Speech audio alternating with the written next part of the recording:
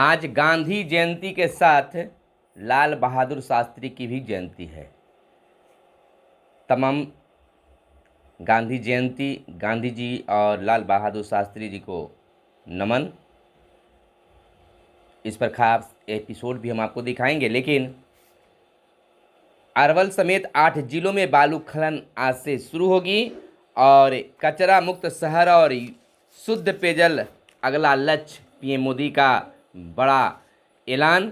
राज्य में कई जिलों में भारी बारिश आज भी आसार और पंचायत चुनाव के दूसरे चरण का मतगणना के बाद नए चेहरों का आगाज, नए चेहरों की जीत हुई है। पंचायत चुनाव में नए चेहरे पर जनता का ज़्यादा भरोसा हुआ है। रिजल्ट आ गया है, दूसरा चरण समाप्त हो गया है और तीसरे चरण की तैयारी भी शुरू हो गई है। बिहार में महीने भर में घटी 3.6% बेरोजगारी। एनडीए की प्रत्याशियों की घोषणा। महागठबंधन में अभी खींचतान जारी। एनडीए की प्रत्याशियों की घोषणा हो गई है उपचुनाव के लिए, विधानसभा उपचुनाव के लिए। शिक्षक नियोजन में ठहराव की स्थिति। सोना हुआ सस्ता, विमान किराया हुआ महंगा और स्कूल खुलते ही बच्चों में कोरोना संक्रमण बढ़ा। गुलाब के बाद अब चक्रवाती तूफान शाहीन का खतरा मंडराने लगा है। यूएई से व्यापार करार में अपार संभावनाएं। पीयूष, नमस्कार। आप इस समय देख रहे हैं मगध संवाद और मैं आपके साथ हूं सुनील। मगध संवाद के खास कार्यक्रम सुबह सवेरे में आप तमाम व्यूअर्स का स्वागत है। सुबह सवेरे में हम खबरों को लेते हैं अखबारों के पन्नों से। अखबारों में क्या छपा है और क्या है आपके लिए के काम की खबरें। खबरों को बताने से पहले आपसे आग्रह है कि अगर हमारी इस वीडियो को फेसबुक पेज पर देख रहे हैं तो फेसबुक पेज को लाइक कर लें। अगर यूट्यूब चैनल पर देख रहे हैं तो यूट्यूब चैनल को सब्सक्राइब कर लें और वीडियो पसंद आए तो दोस्तों लाइक ज़रूर करेंगे। अपने अभिभावकों से भी आग्रह है कि अगर हमारे इस वीडियो को आप देख रहे हैं, पसंद आया हो तो आशीर्वाद स्वरूप लाइक ज़रूर करेंगे। और बहनों से कहना है कि आप अपने भाई को सपोर्ट ज़रूर करें, चैनल को सब्सक्राइब, पेज को लाइक ज़रूर करेंगे, वीडियो को लाइक ज़रूर करेंगे। चलिए अब खबरों की सिलसिला हम शुरू करते हैं। एक तरफ कुछ दिनों से जहां गुलाब तूफान का खतरा मंडरा रहा था, वहीं अब गुलाब के बाद अब चक्रवाती तूफान शाहीन का खतरा मंडराने लगा है। अगले 12 घंटे में गंभीर तूफान में होगा तब्दील। पश्चिमी और उत्तर पश्चिम में बढ़ने व 36 घंटे में मकरान तट के टकराव की संभावना है।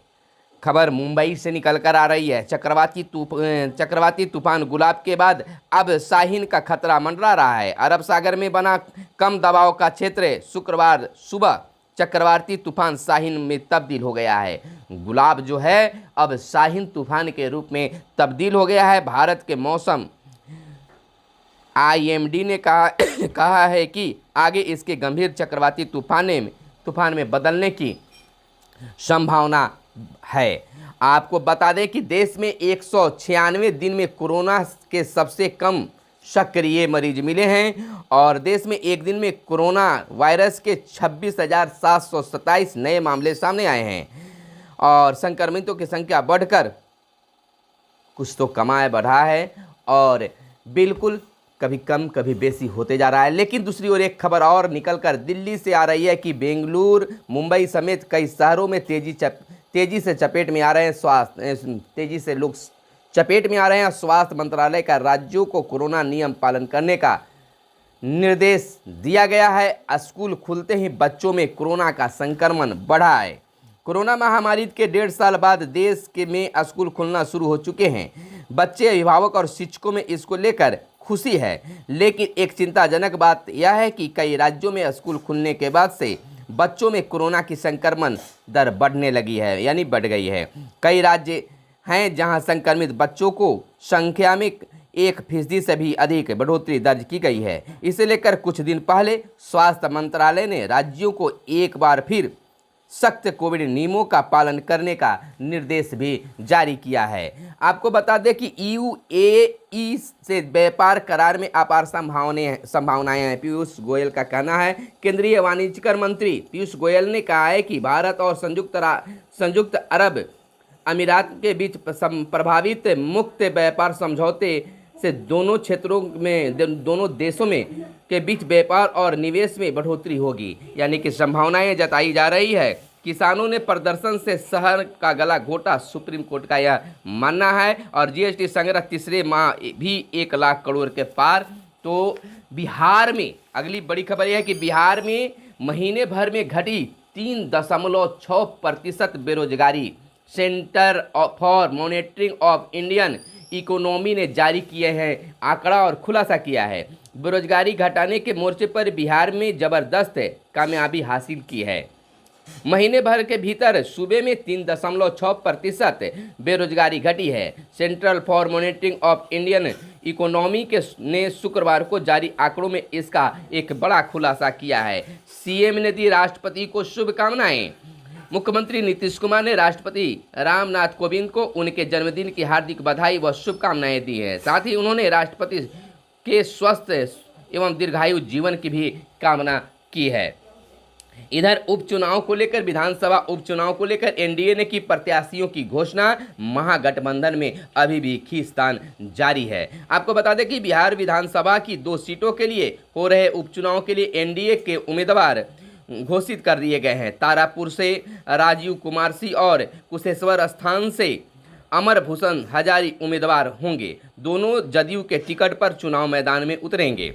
इधर एनडीए नेताओं ने शुक्रवार को साझा प्रेस कॉन्फ्रेंस में उम्मीदवारों की घोषणा की है। दूसरी ओर महागठबंधन में अभी सीट की दावेदारी को लेकर खींचतान चल रही है। अब देखना यह होगा कि महागठबंधन की ओर से किस उम्मीदवार को मैदान में उतारा जाता है। और बिहार में शिक्षक नियोजन को लेकर प्रतिदिन कुछ न कुछ अजब गजब ढंग से खबरें सामने आ रहे हैं। आपको मंजूरी का इंतजार है। आपको बता दें कि राज्य के करीब 72,000 स्कूलों में प्रारंभिक शिक्षकों के 94,000 पदों पर छठे चरण के तहत चल रही नियोजन की प्रक्रिया में ठहराव की स्थिति है। एक तरफ जहां 2 माह पहले आयोजित 2 चरणों में हुई काउंसलिंग के पश्चात चयनित करीब 38,000 अभ्यर्थी अपनी नियुक्ति के इंतजार में हैं, वहीं दूसरी तरफ 1400 नियोजन इकाइयों में तकरीबन 12,000 पदों पर अपनी दावेदारी पेश करने वाले काउंसलिंग की तिथि घोषित करने की प्रतीक्षा भी कर रहे हैं। तो अभी प्रतीक्षा करनी होगी।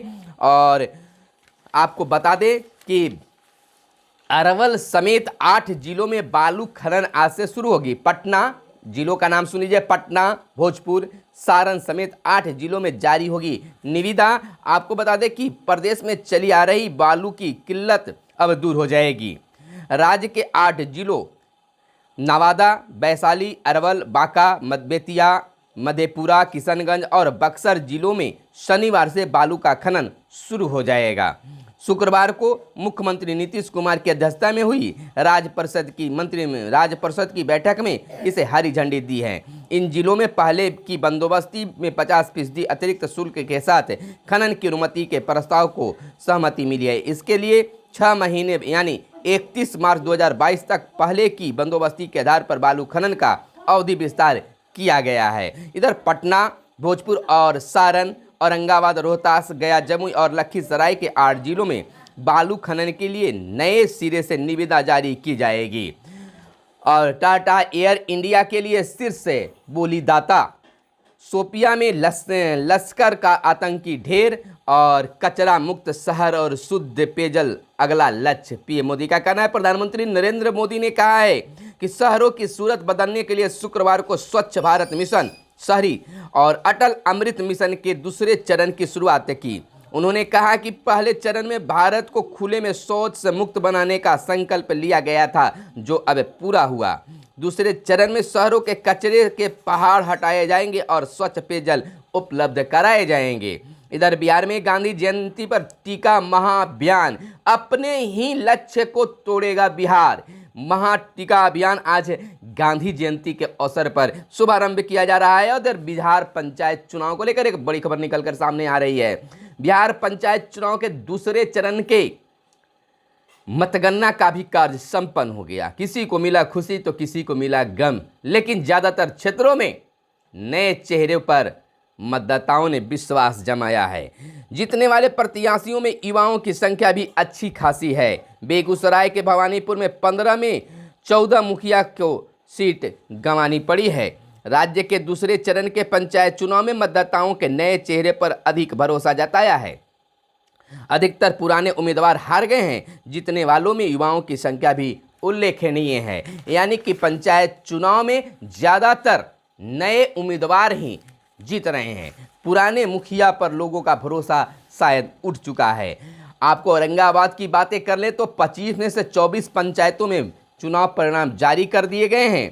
आपको बता दें कि नवीनगर में, औरंगाबाद जिले के नवीनगर में दूसरा चरण का चुनाव था। नवीनगर प्रखंड की 25 पंचायतों के लिए काउंटिंग का कार्य शुक्रवार को निर्धारित समय से शुरू हुआ।